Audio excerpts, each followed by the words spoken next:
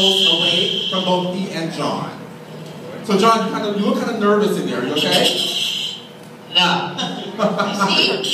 You see how big these sharks are? I do indeed. You're surrounded actually by 3 different species of sharks. But I do want to assure you folks that both John and Pete are both safe inside this habitat. But John, we do have quite a few predators inside this habitat. So why don't we put on some of the obvious ones? And let's actually talk about why some of the reasons people seem to fear them. Alright, I think we should talk about these really big sharks. Absolutely. Well, folks, again, we do have 3 separate species of sharks inside this habitat. The ones that John are pointing out are the more noticeable ones. Those are, of course, called sand tiger sharks. And these sharks are found in every warm ocean around the world. Notably, the Atlantic and the Indian Oceans. Now, these sharks get about 10 feet long and weigh over 600 pounds. Now, if you look at their size, they are very dense, so they tend to seek inside this habitat. To counteract this, they go air inside their stomachs, and this helps them cover better inside the water. Very useful information. Absolutely. But I can't stop thinking about those teeth. You see those chompers those guys got like that big? Well, of course. Well, these guys have about 5 to 15 rows of teeth inside their mouth. All sharks do. But basically, the sharks in here are not a threat to your eye, or John and Peter for that matter. On average, there's only 1 human fatality per year from a shark. So John, that means that you, Cleveland, myself, and all these folks inside this entire gallery have a better chance of winning something called a Powerball than being attacked by a shark. Oh, wow, those are some pretty good odds. Absolutely. But you know, movies and media kind of give these guys kind of a bad name.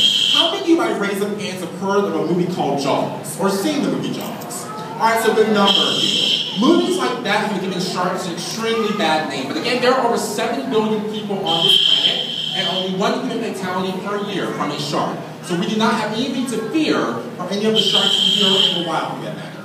Alright. And besides, they seem to keep to themselves as well.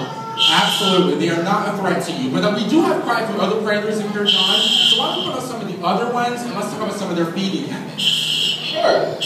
You know, there's a great eel right here. But I also saw another one on the other side. And you know what, Ray? Opening and closing his mouth. I'm pretty sure he was trying to bite me as well. Well, that's actually very wrong, actually. These guys are not trying to bite you. If you look right there, folks, and kind of that hanging out in that claw now, that green animal is called a green moray eel. And typically, if you're a diver or you're swimming in the ocean and you see an eel open and closing their mouth, your first thought is they're trying to bite you. That is not true. Eels open and close their mouth in order to breathe. They are a fish, they have gills, so they need to bring in water through their mouth and push water over their gills. But they're not trying to bite you whenever you see them opening and closing their mouth. So John, they're not a threat. Okay, that's pretty neat. But you know, Ray, I've also heard of something called an electric eel. By any chance, can these guys shock me? Absolutely not. How many of my raise of hands have heard of a fish called the electric eel? Alright, so good number of you. There is an actual fish in South America called the electric eel, but that eel lives more so in freshwater as opposed to, say, the green moray eels. These guys inhabit saltwater.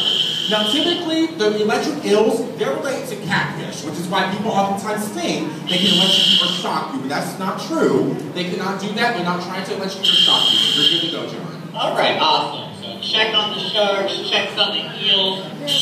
I did see a couple barracuda in here. Oh, he's way over on the far side. You know, people tend to think that barracuda are also an aggressive species of fish. Quite frankly, they're quite scary looking. They got chompers on them too.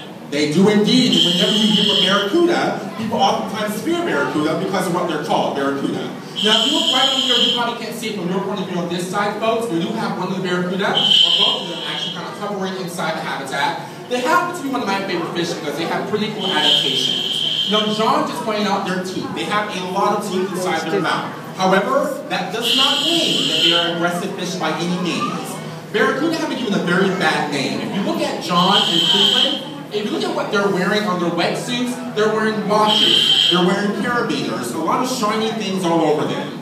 All those shiny things look like bait fish with barracuda. Bait fish are very tiny, shiny fish that barracuda would eat in the wild. So typically when a barracuda comes up to you, if you're diving in the ocean, it's only there to investigate you. It's not trying to become aggressive or trying to bite you. It's only there to investigate you. It's not trying to become aggressive towards you, John. Alright, besides, I'm way too big for that little fish. We all are, pretty much. Absolutely. Alright. what other kind of cool predatory fish are there in here? Hey, let's talk about those silver tarpon up there. Another torpedo-shaped fish, kind of a frowny face. Yep, those animals, you see that animal kind of hovering right behind John. There's one right here as well. Those big shiny fish are, of course, called the Atlantic tarpon. Now, if you're a fisherman, you may be more familiar with the tarpon because they are one of the most overfished fish inside of our oceans, especially around Florida. Now, tarpon are pretty cool because they are predatory. They do eat other small fish. However, these guys are very cool because they have very tiny teeth, so they do not chew their food. They swallow their food whole. But what's not tiny of them are their scales. John, I'm not sure if you know this, but one scale on a tarpon can be the size of a small salad by the time it's full grown. Really? That's a cool adaptation. That's intense. Absolutely. One small salad plate per scale. Alright. Cool. Let's see. I also see some grouper in here. I see a red grouper, a Nassau grouper hanging out way over there. There's also a Hawaiian grouper hanging out down there. Grouper are a unique species of predator, aren't they? Absolutely, they are. Now, folks, if you are a grouper or you're a fish eater, you may know more about grouper because grouper are kind of they're one of the more edible fishes. They're abundant in our oceans around Florida and worldwide for that matter. Now, like John just pointed out, we do have 4 separate species of grouper. We only have 3 that you currently see right now. Now, grouper are very cool because they blend into their surroundings, almost like camouflage. Also, they can swallow their food at high speeds, like a vacuum cleaner, which is pretty cool. Yeah, that's pretty awesome. Absolutely. Now, speaking of awesome, of course, she kind of just stole our show, the sea turtle we have in here.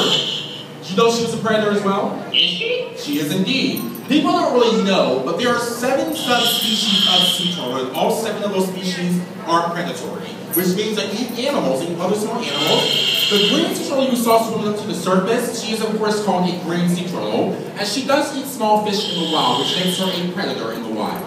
Now, how she gets her name, if you look at her very closely when she comes back down, you may notice that she is not green at all. She's actually pretty brown and almost grayish, if you will.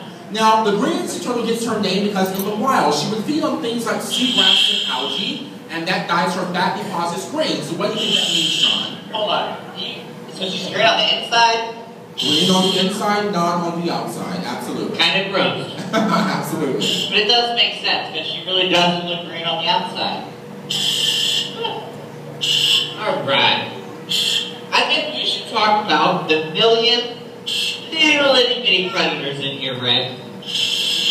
Wait, we pretty much covered all the predatory fish in here, but you're saying we have millions of other tiny predators in here, correct? Yes, All right, millions. can you point out the millions of other tiny predators? Sure. Well, you guys noticed I am diving in a coral reef, right? The coral, okay. Yeah, coral is a predator. Okay, I've actually heard that coral is an animal, but most people actually think that coral is a plant or a rock. Can you clarify that for us real quick? Yeah, sure. Believe it or not, guys, coral is indeed an animal. Corals are made up of coral polyps. These coral polyps are actually very closely related to the jellyfish. So what these coral polyps will do is they use their nematocysts or their stinging cells, just like their cousins the jellyfish would, to catch and eat microscopic plankton floating throughout the water. Alright, so that's pretty cool. Now, from first glance, I'm sure these folks can see it as well. They seem to come in different sizes, colors, and shapes. Can you tell us some of the different types of coral we have in here and tell us more about it? Sure. There are two main different species. You got your hard coral and you got your soft coral. So for some examples of hard coral, so this orange branching coral right here, actually the one that the eel's laying in, it's called elkhorn coral. Underneath me, we've got a very large rounded coral with a variety of different species on it. On the far end, we got some star coral. Underneath me, all these ruby ones, called brain coral. So those are some examples of hard coral. For some examples of soft coral, underneath the elkhorn coral, we got some sea fans.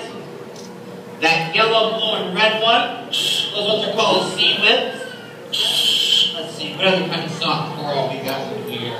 Oh, over there on the wall, there's a couple of fire coral. Those are some examples of soft coral. Alright, so we have many different types of coral. We have both hard coral and soft coral and different types in between, correct? And they're all predators, correct? Yes. Alright, cool. Alright, so we talked about sharks, we've talked about the barracuda, we've talked about the eels, we talked about the grouper, the pearl, and obviously the other types of predatory fish we have in here. And those are all really cool predators. We have not, however, talked about the #1 predator on our reef right now. Do you have any idea what that might be? I have no idea. What does? Alright, well, let's see if the audience can help me out. Audience members, who or what do you guys think is the #1 predator on this reef right now? The sharks are predators, but they're not the #1 predator on this actual reef right now.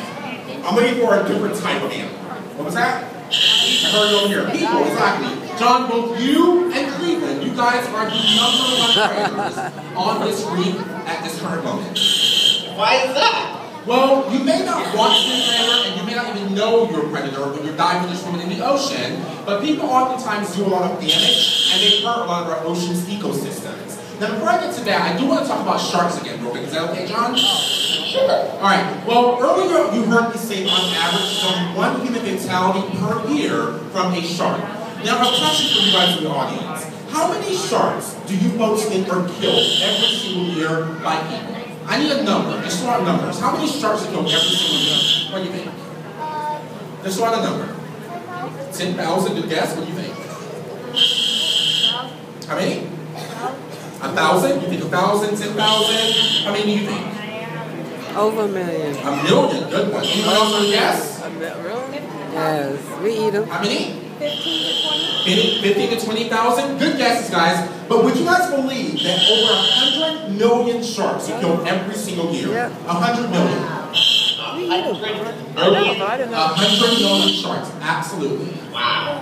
Why so many? Well, one thing that people actually don't realize is that when you're fishing off of ridges and piers, a lot of sharks are going to find that same bait that's intended for other fish. So when you do fish for other fish, a lot of sharks are going to find that same bait, which is why a lot of sharks are actually hunted and killed for their body parts. If you look at that shark right there, this is known as a sandbar shark. It's another species in here, and you may notice that very tall fin on its back.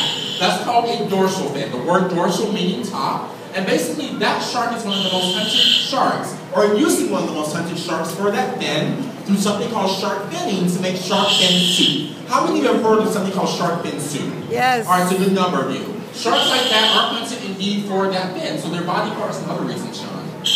Wow. So if we take 100 million sharks every year, just off the top of your head, how many sharks are there left out there? I actually know the answer to that. It's only about 30% of sharks we had just 20 years ago are still in the ocean. That's a very low percentage of sharks. That's intense. Absolutely, right? Actually, it's pretty high percentage. So I guess we really shouldn't buy any products.